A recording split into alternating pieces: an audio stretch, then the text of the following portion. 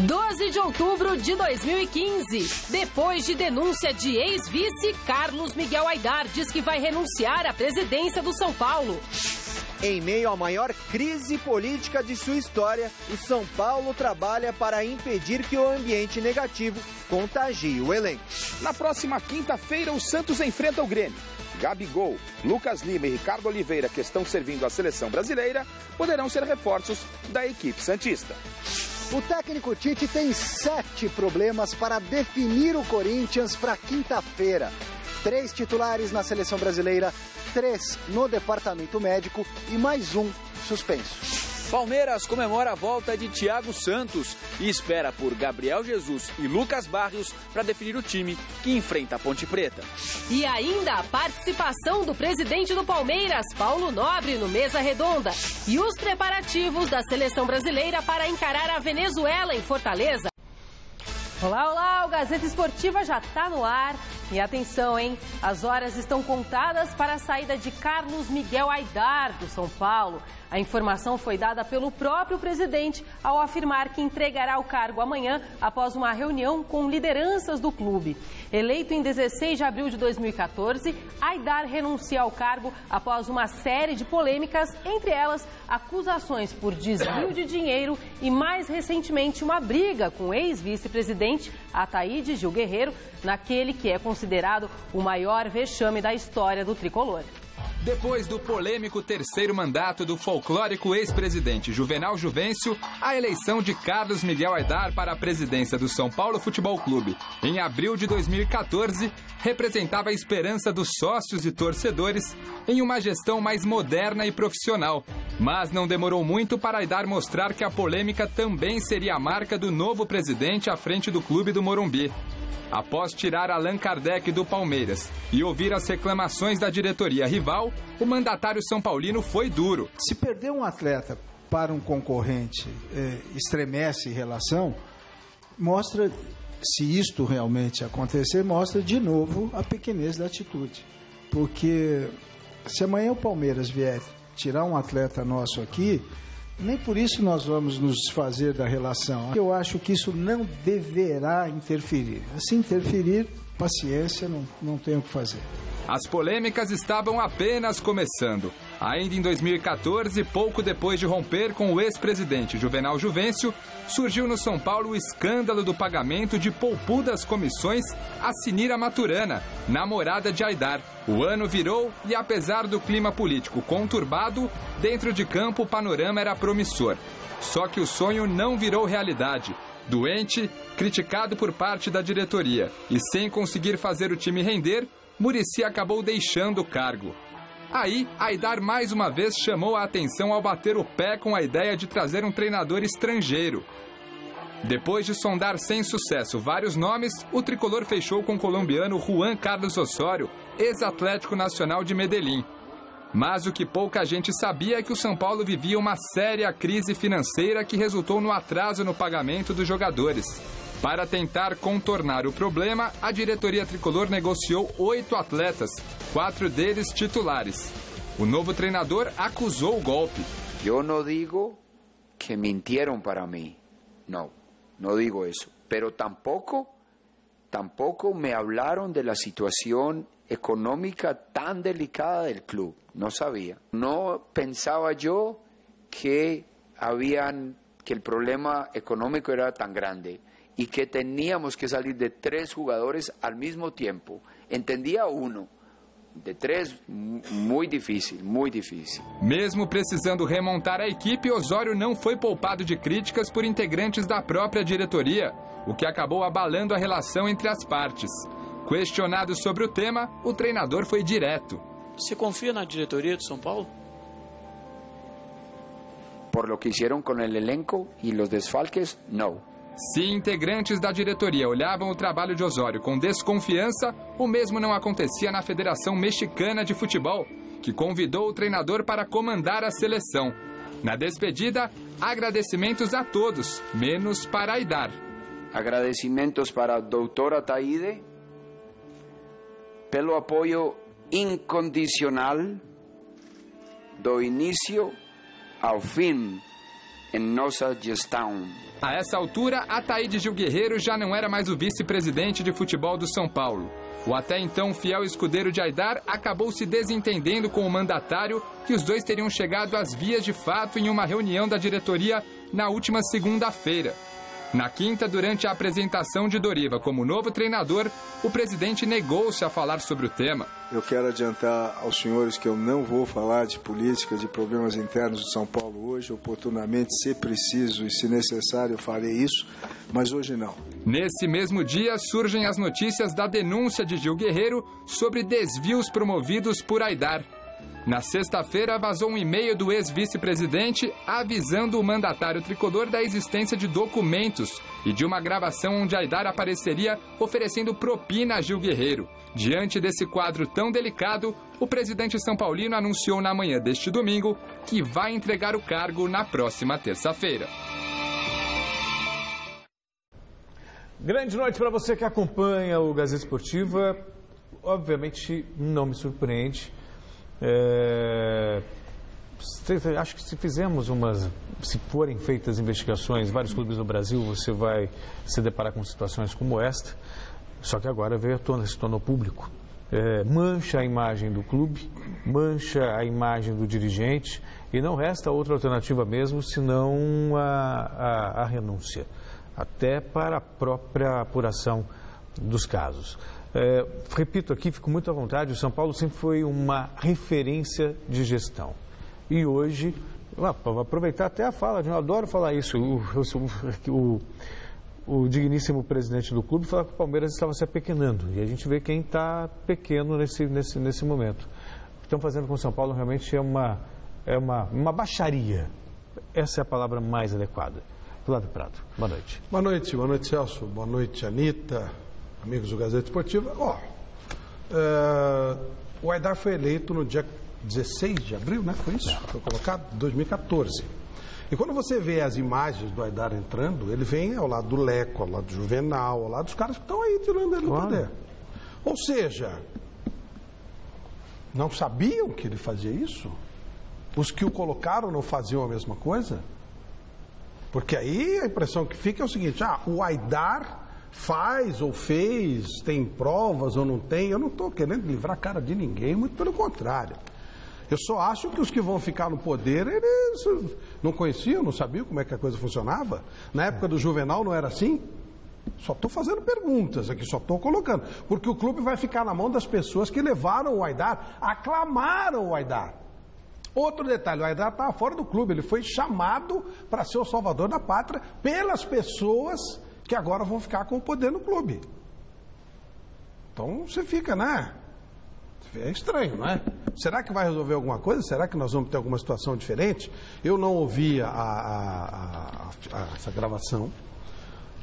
Perguntei ao Ataíde Gil Guerreiro se aquele e-mail foi mandado por ele mesmo. Não estou duvidando, claro, os jornalistas são as pessoas que estão fazendo essa pesquisa. Não cabe a você checar. São todas pessoas sérias, todas. Eu só perguntei ao Ataíde, o e-mail é seu? Ele não me respondeu. Também não ouvi do Aidar que ele vai renunciar, mas um importante repórter ouviu, e a gente acredita nele. Mas eu só quero dizer que é uma situação que tira, eventualmente, o Aidar, mas deixa no clube aqueles que levaram o Aidar. Volta a ter poder o Juvenal, o Leco, os caras que levaram o Aidar lá como herói. São eles que foram buscar o Aidar fora do clube para que ele fosse lá. Ou seja, eles levaram, eles escolheram a dedo. Será que vai mudar alguma coisa? Será que eles não conheciam? Se é que tudo isso que está sendo falado é real? Ou será que era só o Aidar? Ou era um grupo? E quando você falou que São Paulo era um exemplo de administração, era mesmo. Até o dia que houve uma eleição entre Juvenal Juvencio e Antônio Leme Nunes Galvão. Estamos falando do final dos anos 80. E aí o São Paulo conseguiu a proeza de tirar o Antônio Leme Nunes Galvão, um homem sério, correto, uma pessoa espetacular, para colocar Juvenal Juvencio no poder. A partir dali o São Paulo quebrou.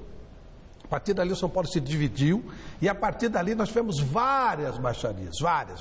São Paulo jamais foi exemplo. Deixou de ser. Então aquele clube exemplar passou a ser isso aí que nós estamos vendo. Esse festival de baixarias, teve presidente que caiu, teve gravação que foi mostrada por empresário, teve brigaiada para lá e para cá. São Paulo foi sim, até a eleição do Juvenal Juvencio contra o Antônio Leme Nunes Galvão, quando a direção de São Paulo teve a capacidade de trocar o Antônio Leme Nunes Galvão pelo Juvenal Juvencio. Parabéns. A partir dali o São Paulo mudou. E só para concluir de minha parte, pode parecer muito saudosismo, discurso de quem está envelhecendo, mas eu me lembro, ainda moleque, que muita gente ia para o clube de futebol, tinha dinheiro e botava dinheiro do bolso para ajudar o clube. E o que a gente tem visto agora é notícia só de gente que vai para o clube para se beneficiar. Não, e a própria administração, né? Essa do Aidar? Não. Do Juvenal, do essa Juvenal. primeira já foi extremamente contestada. Desde lá só contestar, falaram de muro que ele fez, o que você dali para frente, São Paulo viveu em cima desse clima, sempre. Então, agora, o Aidar, não estou isentando nada, mas é o grupo do Aidar, não é o Aidar só, não. Bom, indo de encontro aí aos questionamentos do Flávio, né, a gente convida você a votar na nossa enquete que está no ar no site gazetesportiva.net. A gente quer saber o seguinte: a renúncia do Carlos Miguel Aidar vai resolver de fato os problemas no São Paulo? Sim ou não? Acesse o site e vote. O resultado sai no final do Gazeta Esportiva de hoje. Obviamente que não. Só dá uma acalmada na situação. Deram uma cabeça. Sai o Aidar, fica o grupo do Aidar. Seleção brasileira, amanhã, 10 horas da noite, na Arena Castelão, em Fortaleza, tem o segundo jogo do Brasil, dessa vez contra a Venezuela, pelas eliminatórias para a Copa do Mundo da Rússia. Veja como está a preparação da nossa seleção. Os comandados de Dunga treinaram ontem no estádio Castelão, palco da partida de amanhã contra a Venezuela, e receberam o apoio de alguns torcedores no fim da atividade. Depois da Copa, já tendo a oportunidade de jogar novamente em casa aqui, né? Em Fortaleza, que sempre que a seleção vem é muito bem recebida, né? A gente, infelizmente, não iniciamos bem a eliminatória com a derrota fora. Era difícil o jogo, mas infelizmente tivemos alguns erros ali e custou caro pra gente. Agora estamos tendo a oportunidade de jogar em casa, ter o calor da torcida, com certeza vai nos apoiar do começo ao fim. A esquadra Vinho Tinto é tido como um dos times mais fracos da América do Sul. Por isso, a ideia é marcar um gol logo no comecinho da partida. A gente sabe o quanto o futebol hoje é difícil, né? Todas as equipes são bem treinadas, né, hoje, então a gente sabe o quanto é difícil, né, fazer um gol no começo do jogo. Mas o importante eu acho que é saber que o futebol tem 90 minutos para jogar. O importante é não desesperar. Mas se o jogo de amanhã é contra a Venezuela, a derrota da última semana para o Chile foi muito comemorada pelos torcedores locais e ainda permanece viva nas respostas dos brasileiros.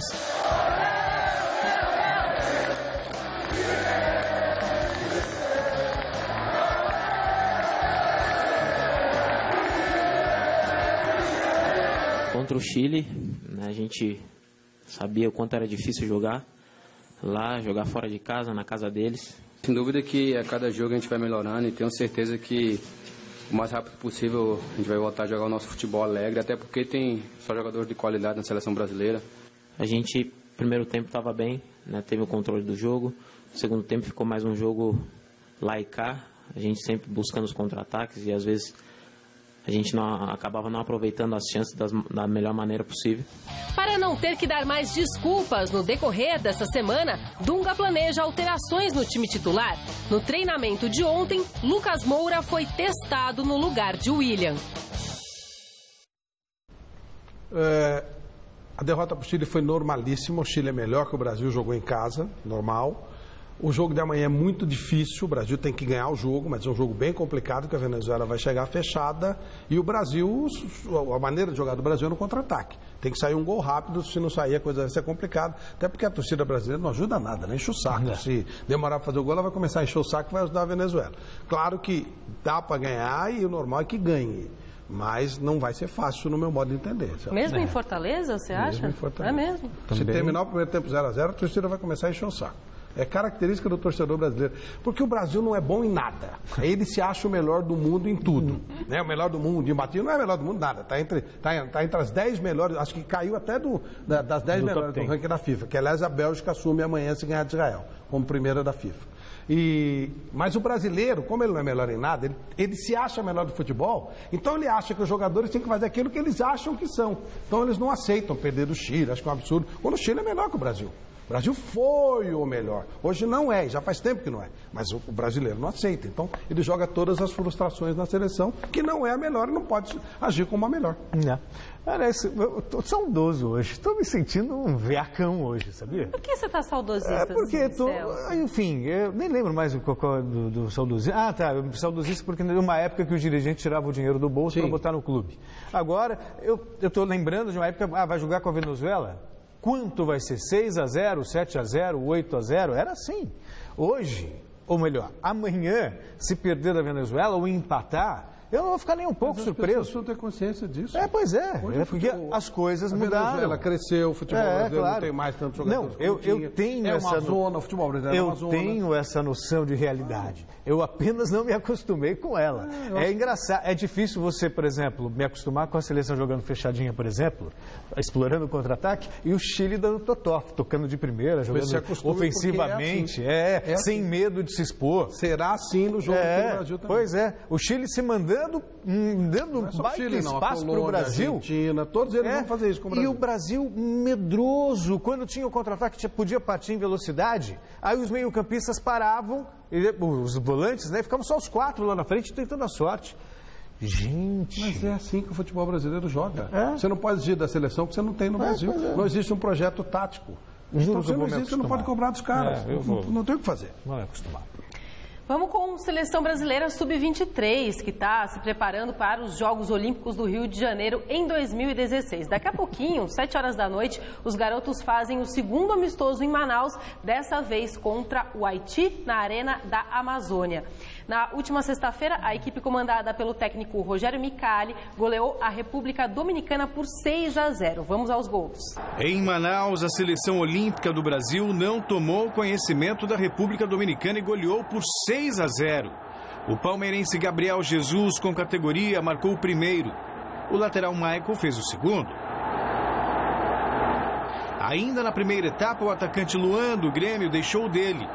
Após o intervalo, o Brasil não diminuiu o ritmo e fez o quarto com meia Valdívia, do Internacional. Fred, arriscando de longe, ampliou a vantagem. E para fechar com chave de ouro, o santista Gabigol recebeu livre e tocou por cobertura. Final, Brasil 6, República Dominicana 0. A gente olha, vê vários bons jogadores. Então não é que o futebol brasileiro não está criando bons jogadores. Em Manaus? Claro, em Manaus. Bons jogadores, vários. Só que é o seguinte, o Rogério Micali, ele joga dessa maneira que o Celso falou, tocando bola lá na frente, marcação ofensiva.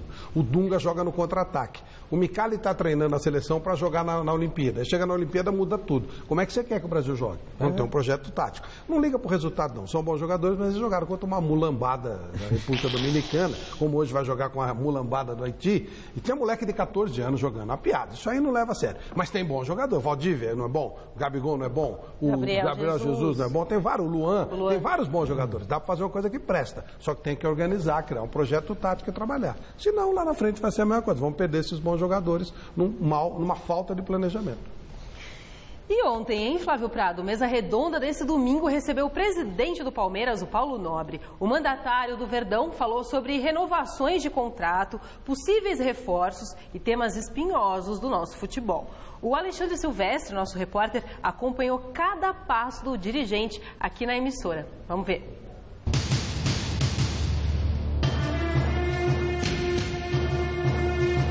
O compromisso deste domingo para Paulo Nobre é fora de casa, no território do Mesa Redonda. E a marcação é firme em cima dele assim que o presidente do Palmeiras entra em campo. Momentos antes do programa ir ao ar, Flávio Prado já quer saber sobre o caso Aidar. Assunto delicadíssimo. Eu já tenho problema suficiente dentro do Parque Antártica, dentro do Palestra Itália, e eu me limito a comentar as coisas dentro do Palmeiras. Tem toda a razão. Não dá nem para respirar, né, Paulo Nobre? Agora é a minha vez. Sobre o Palmeiras, o Zé Roberto já renovou?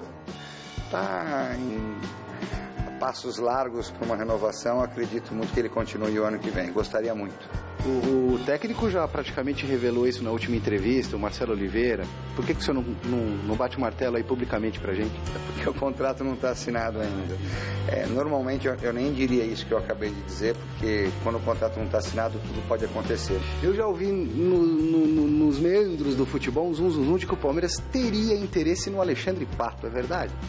Eu acho que qualquer clube no mundo gostaria de ter o futebol do Pato, é um grande jogador, mas como existem vários outros grandes jogadores também, a gente precisa fazer agora uma avaliação do que a gente vai precisar para o ano que vem para deixar esse elenco ainda mais forte. Integrantes da nossa equipe de retaguarda também tabelam com um homem forte do Verdão. O que eu queria mesmo saber é do Pirlo, se ele pode vir. O Pirlo é um grande jogador, eu já escutei falar dele desde 2013, mas por enquanto eu acho que é muito oba-oba de comentários de site e empolgação da torcida. Eu, como torcedor palmeirense, acharia maravilhoso o Pirlo no Palmeiras. No estúdio, Nobre recebe os cumprimentos de um dos cinegrafistas titulares do Mesa, corintiano de carteirinha. Fala, Pascoal. Esse aqui é abraço de urso, viu, Paulo? Esse aqui. Vem cá, Pascoalzinho.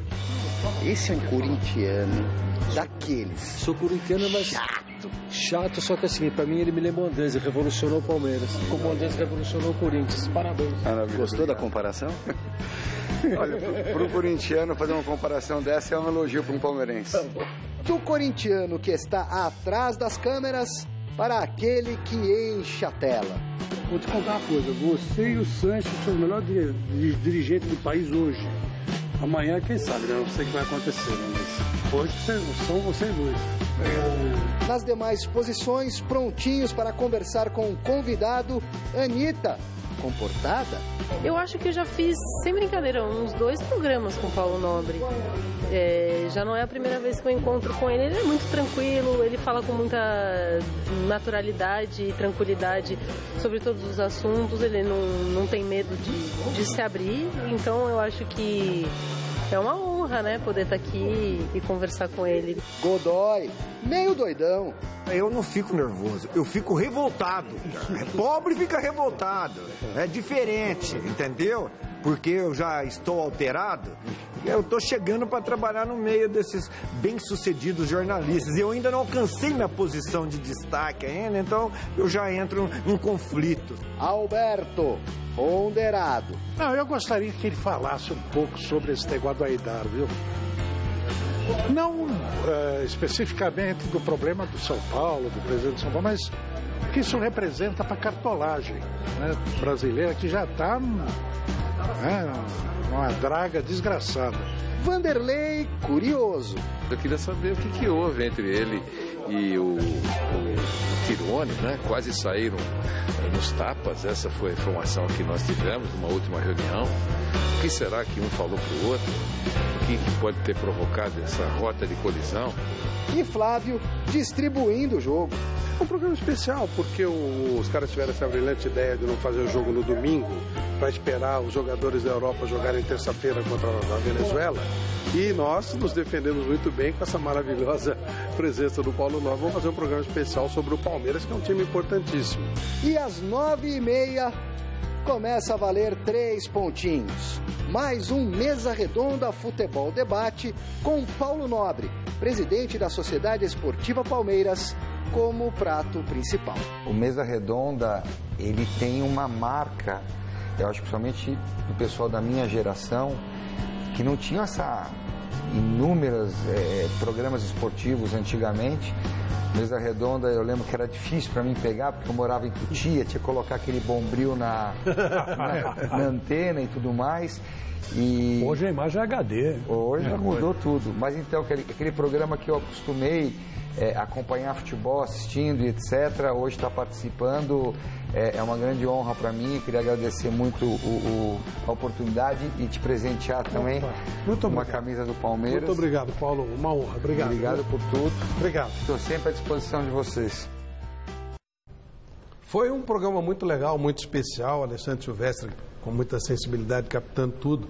E o que me pediram essa camisa? Então ela vai para Cruz Verde, tá? Para a Associação Cruz Verde ali da Vila Mariana. todo mundo vai assinar bonitinho, legal. Então o pessoal da Cruzeiro já é para lá que ela vai. Assistiram pra caramba, porque essa camisa, todo mundo de zoião, é para lá que ela vai. Legal, Flávio. Foi muito bacana mesmo. Bom, nesse final de semana também, o Palmeiras promoveu em São Paulo o primeiro congresso de ciências de futebol. Uma das grandes atrações foi a presença do holandês Clarence Seedorf. Lembra dele? O repórter Adriano Dolfi conversou com ele. O holandês Clarence Seedorf foi um dos convidados do primeiro Congresso Palmeiras de Ciências do Futebol. Depois de um bate-papo de 40 minutos sobre as diferenças entre jogar no Brasil e na Europa, o ex-jogador conversou com a imprensa. Sempre um prazer voltar aqui. Acho que é um congresso desse tipo muito importante, né, onde a gente troca ideias, conhecimentos. Seedorf anunciou a aposentadoria no início de 2014. De lá para cá, se dedicou à profissão de treinador e chegou ao cargo de técnico do Milan. Atualmente, ainda está no clube italiano, mas apenas recebendo salário. Foi uma transição de 2 dias, né? Não, sinceramente, foi bem natural. É claro que a gente aprende sempre, né? Mas foi uma experiência muito boa, assim com bons resultados no final. Depois o clube tomou suas decisões, mas eu fiquei feliz de ter feito aquela experiência.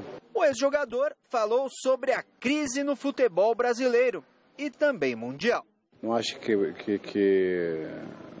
a gente tem que opinar sobre o que está acontecendo lá na FIFA, não é o momento. É óbvio que, para mim, por outros motivos, eu falo que o mundo do futebol está doente, como o mundo está um pouquinho doente. E a gente tem que voltar a dar importância aos valores bons da vida, né? Do respeito, transparência. E claro, a corrupção na FIFA. E o nome de Zico como candidato a presidente da entidade. Zico é uma pessoa limpa, uma pessoa com valores. Com certeza seria positivo se pessoas como ele vão participando, né, para as eleições. Mas, como falei antes, não é momento de falar do FIFA para mim, também porque está acontecendo tantas coisas que é melhor ficar em silêncio olhando o que está acontecendo. Ele evitou falar em uma volta ao futebol brasileiro como treinador, mas deixou no ar que convites apareceram. Se for, eu não posso dizer. Vai ficar no ar então, né? Tem tempo todo, né? A gente, mais 7 meses aí a gente pode falar de novo, tranquilo.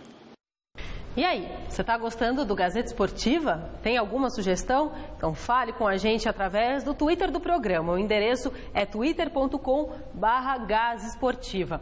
Lá você fica sabendo tudo o que rola aqui no programa. Você também pode rever os Gazetas Esportivas todos no site da TV Gazeta, tvgazeta.com.br. Atenção, hein? Já está aberta a votação para você aí de casa escolher os vencedores da 12ª edição do Troféu Mesa Redonda, a melhor premiação do futebol brasileiro. Para votar, acesse gazetaesportiva.net, clique no banner para Troféu Mesa Redonda e lá você vai seguir todas as instruções. Esse ano tem novidade também com a estreia do Troféu Gazeta Esportiva. O prazo para você aí de casa votar é até 14 de novembro. Tem que ficar esperto, né, Flávio? É isso. Olha, esse Troféu Gazeta Esportiva vai ser para aquele que for o melhor jogador do ano. Cada posição, né? Você vai escolher o melhor de cada posição. Os 3 melhores irão para uma lista de 120 jornalistas em todo o Brasil. Teremos um ganhador de cada posição e entre esses ganhadores, um deles vai ganhar também o Troféu Gazeta Esportiva como o melhor do ano. Vai ser uma festa maravilhosa. A Luxcolor, a Baltec e a Kron estão com a gente nessa 12ª edição do Troféu Mesa Redonda. E no Corinthians, o técnico Tite tem uma série de problemas para definir a equipe que vai receber o Goiás na Arena Itaquera. Alexandre Silvestre esteve no CT Joaquim Grava acompanhando o treino do Timão. Adenor, Anos atrás, o senhor colocaria o colete para jogar. Bem que o Corinthians está precisando, apesar do discurso bonito. Acho que o grupo ganha campeonato, né? Time ganha jogo. Não está nada fácil para o professor Tite escalar o Corinthians para o compromisso de quinta-feira contra o Goiás pelo Campeonato Brasileiro em Itaquera. 3 titulares da equipe dele estão na seleção, casos de Elias, Gil e Renato Augusto. Outros 3 no departamento médico, Wendel, Fagner e Bruno Henrique, além do Felipe, suspenso. O respeito, os jogadores que chegaram à seleção chegaram por méritos. Então tem total apoio, total respeito do grupo. O jogo da seleção é amanhã, né? Então eles vão se representar aqui na quarta-feira. Quem jogar, de repente, vai ter aquele tratamento diferente. E eu acredito que não vai ter nenhum problema para eles na quinta-feira, porque vai ganhar um dia a mais. Se fosse jogo na quarta, aí não sei, de repente, né? Poderia ser uma grande dúvida. Mas eu acredito que na quinta-feira eles vão estar bem aptos a estar jogando e estar pronto para nos ajudar. Edu Dracena e Iago formaram a dupla de zaga no treinamento de hoje, com Edilson e Arana nas laterais, Cássio no gol, Ralf, Rodriguinho, Danilo e Jadson no meio, Malcom e Wagner Love no ataque. Material humano mais do que suficiente para passar o carro em casa no Goiás, que anda perambulando pela zona do rebaixamento. Esses pontos com certeza vão fazer falta se a gente perder. Mas eu acho que o mais importante é que a gente está entrando dentro de campo respeitando todos os adversários, independente qual é o adversário. E por isso que o Corinthians está tendo esse sucesso, esse êxito até nesse momento. Enquanto espera por esse ou aquele, Tite conversa com os que estão presentes. Trabalha firme com a rapaziada para que o Corinthians continue fazendo o que lhe tem dado uma ótima vantagem na briga pelo título. Não tropeçar nas pedras pequenas e médias. Ganhar do Goiás é obrigação, Edu. Senão o seu filho, que ganhará hoje do papai um joguinho de botão de Dia da Criança, pode perder o presente por malcriação. Toda vez que eu jogo na arena, ele entra comigo no campo. O mais novo ainda não entende muito, mas o Lourenço já está começando a entender bastante os jogadores. Torce bastante também. Às vezes ele me corneta um pouco também quando já está começando a ser corneteiro de pequeno. Falando em corneta, eu sempre fui fã do Edu Dracena como zagueiro, do Santos e tal. E eu fiquei um tanto quanto decepcionado com ele no Corinthians. Imaginava que ele fosse se firmar, seria até um dos líderes do time titular. Nem sei se tanto por culpa dele, mas também porque o Felipe acabou crescendo de uma maneira que poucos também acreditavam, então ele acabou não tendo o espaço e quando teve, talvez até pela falta de sequência, não se firmou. Agora, independentemente é um bom elenco, você não discute. Edu é um dos líderes, embora não do time titular, mas ele é um dos líderes. Como no grupo, não em campo. Ajuda bem, O Corinthians não costuma falhar nesse tipo de jogo, não. Pode acontecer que ainda está falando de futebol, mas acho que o Corinthians passa pelo Goiás. Eu também acho. Vamos falar do Santos agora, O Santos segue se preparando para enfrentar o Grêmio na próxima quinta-feira, 21h em Porto Alegre, e o Osmar Garrafa esteve no CT Rei Pelé acompanhando mais um treino do Peixe. Vamos ver. Com a paralisação no Campeonato Brasileiro em função das eliminatórias sul-americanas para a Copa, o Santos vai completar na próxima quinta-feira 10 dias sem nenhuma partida oficial.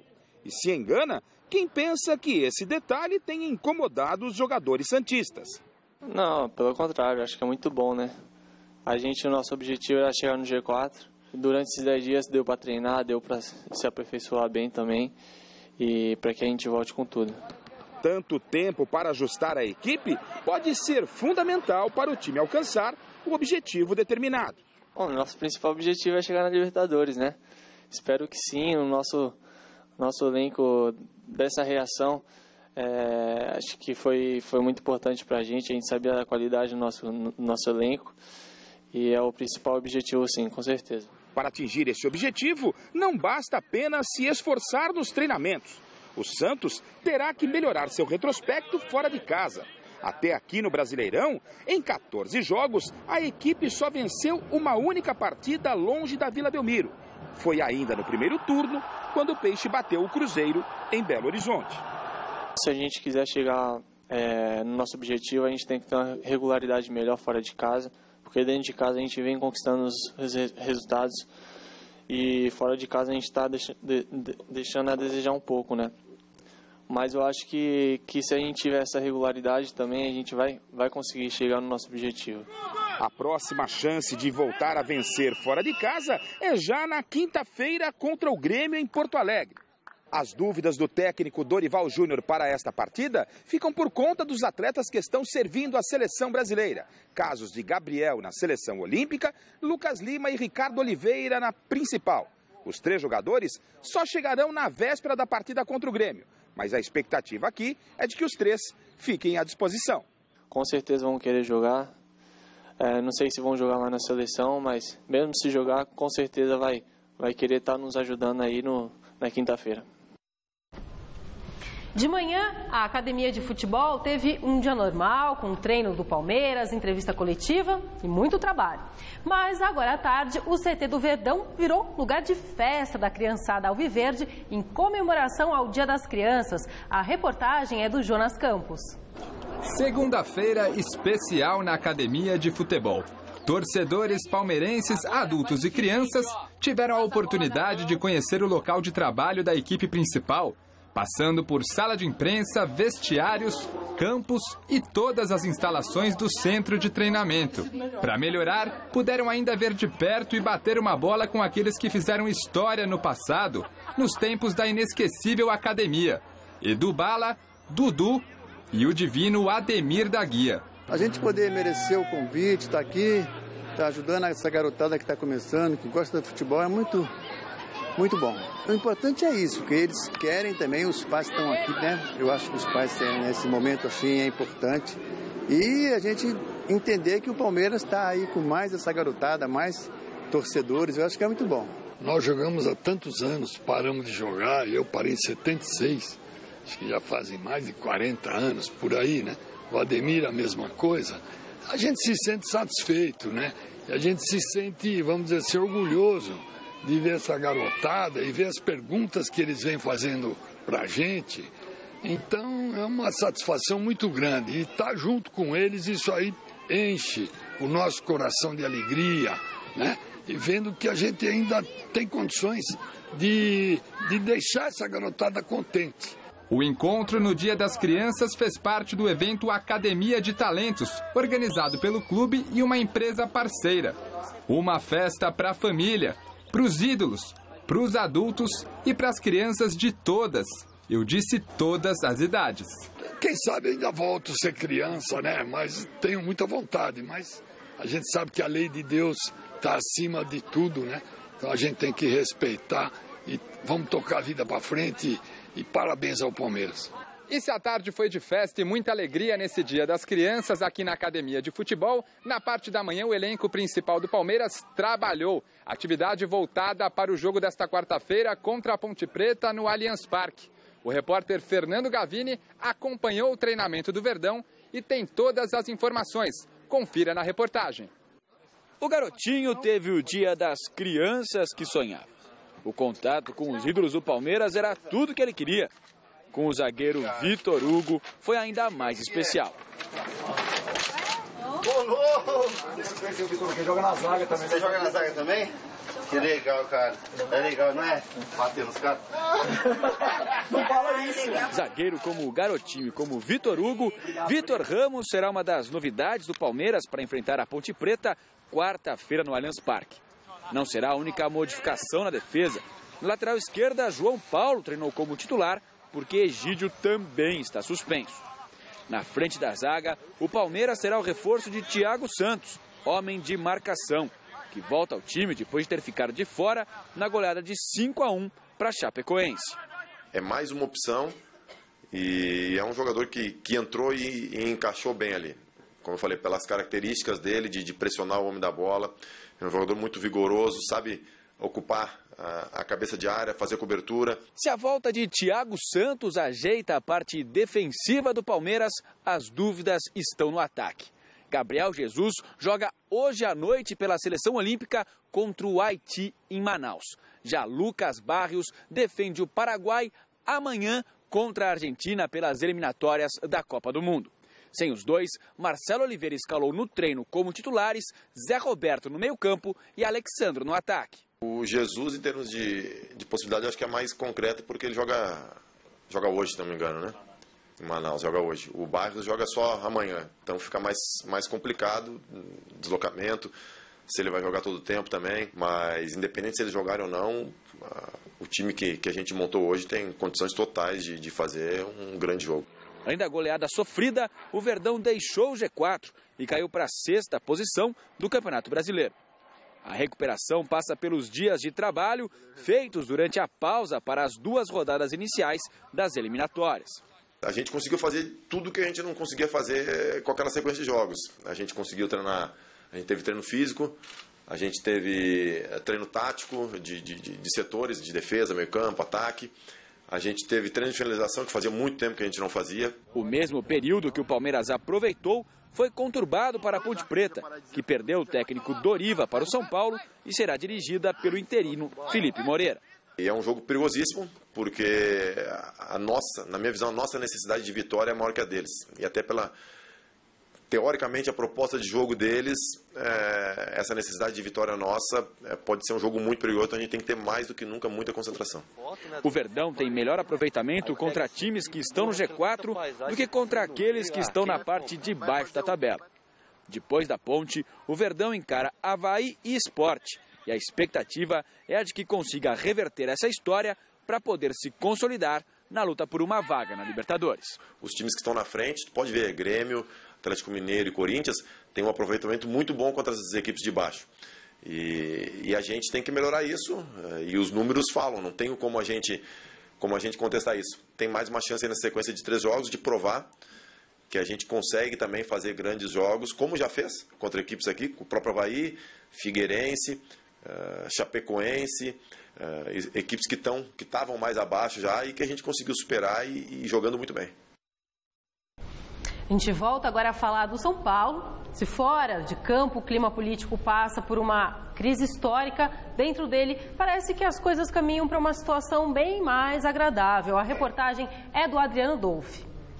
Pausa no noticiário político do São Paulo para falar do aniversário de Paulo Henrique Ganso.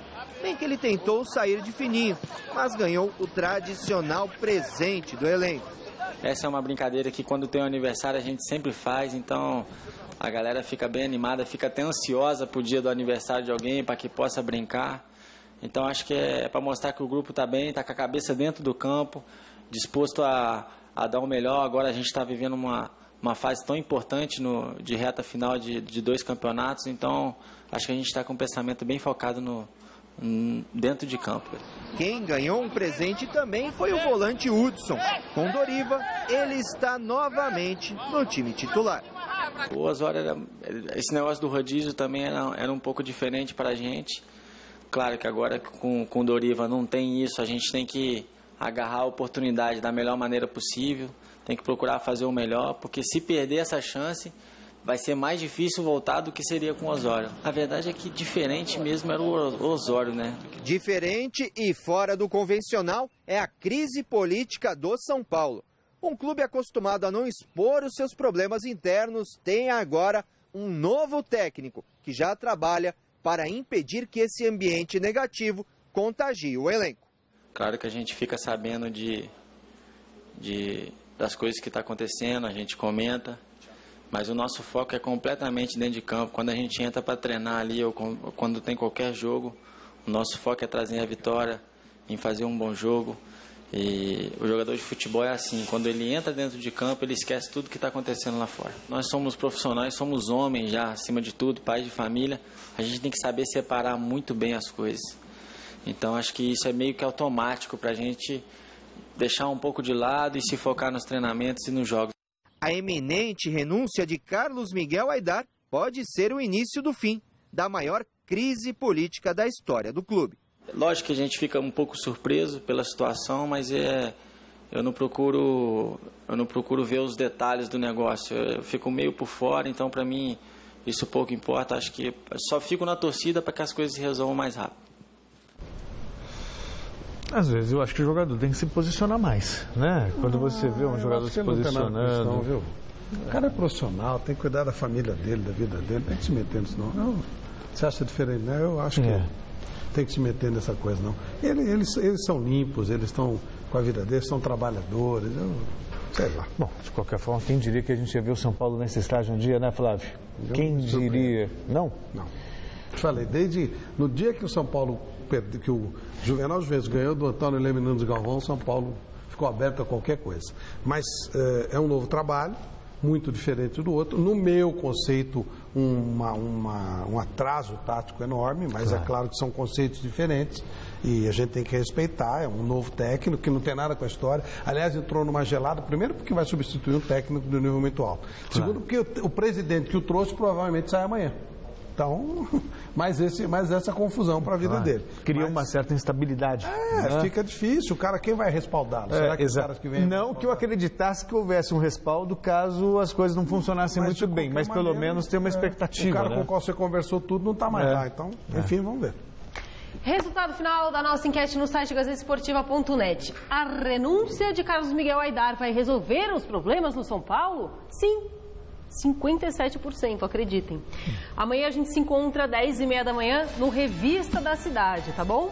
E nós, daqui a pouquinho, no Jornal da Gazeta. Nós, eu, eles e você. Um abração. Tchau, tchau.